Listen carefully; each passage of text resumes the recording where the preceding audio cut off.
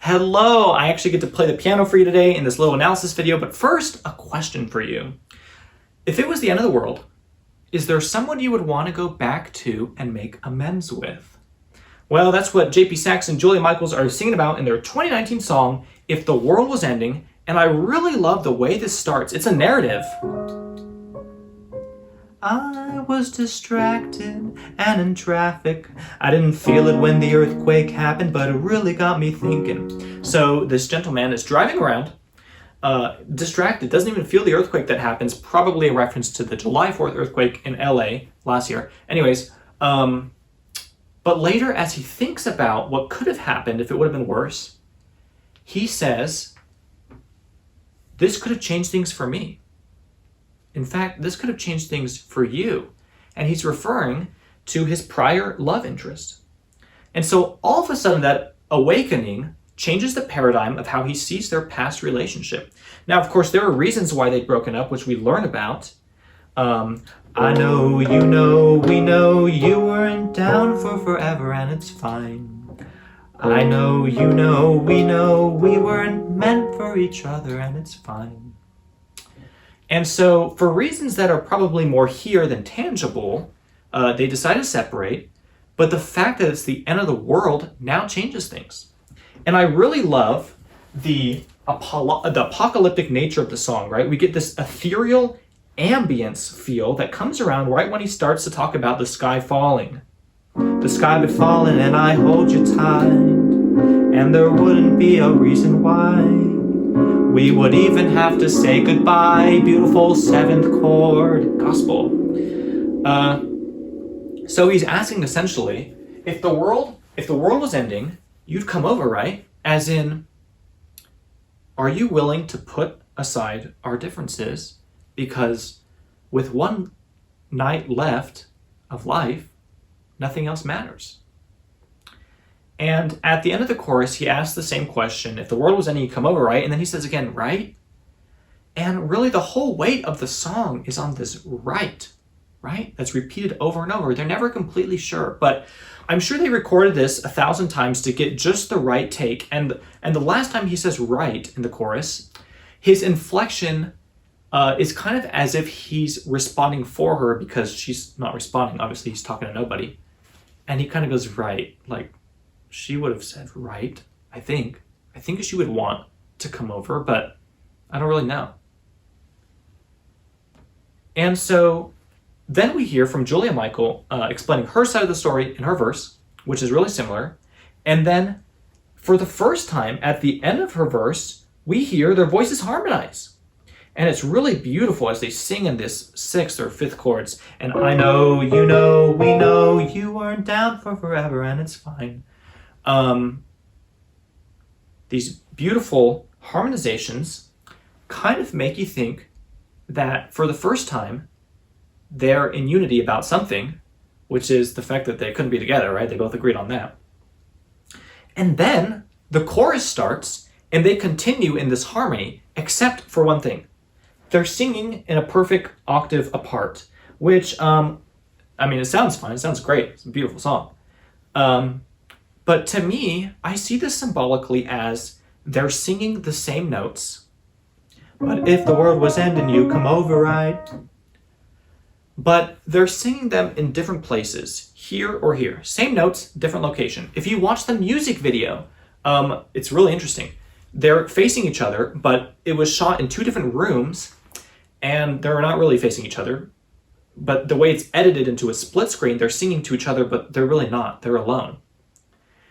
And similarly, the way the music is written is the same thing. They're singing the same notes, but they're just not on the same page. Each of them is wondering, could this have worked out? And perhaps even more, if this was the end of the world, would it really matter what we had thought previously about all these impediments? Or could we throw this out the window because when you're faced with a paradigm shift, some things that previously mattered don't matter anymore. So you might think that this song is about old boyfriends and breakups and romance, and it can be if you want it to be. But maybe perhaps this is a song about forgiveness. There's going to come a time for each of us when we're out of time. Somebody will be moving away, or there might be a natural disaster, right? Or someone will be close to death. And in that moment, I bet that each of us is just going to want to put our old conflicts aside and just be there for the person, talk to them, express love. And coming over, as J.P. Saxe and Julia Michaels suggest, is only just a physical symbol coming over to somebody's house.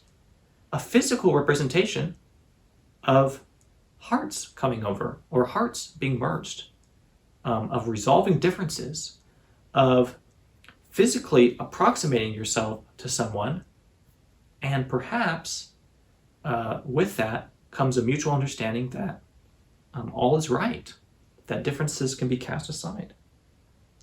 I really believe that the same sociality which exists among us here will exist among us in heaven. And what that means is we're going to know everybody that we know when we go to heaven.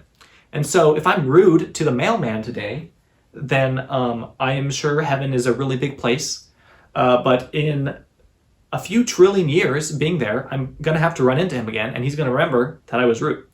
And so the point is, we have to take care of these things. We have to come over with flowers at the door, or cookies, or none of that. But we have to approximate, and perhaps not physically, but we have to merge our hearts together and ask for forgiveness. And the same way that both of these singers are just unsure if each other would have accepted the invitation, I think that some of us too might feel that we just won't be forgiven if we ask for it by somebody else. And I just bet that they would forgive us. I just bet that they're singing the same notes, just on a different octave, in a different place. And if they had the opportunity, they would merge with you and become at one with you through the at one meant, or the atonement of Jesus Christ.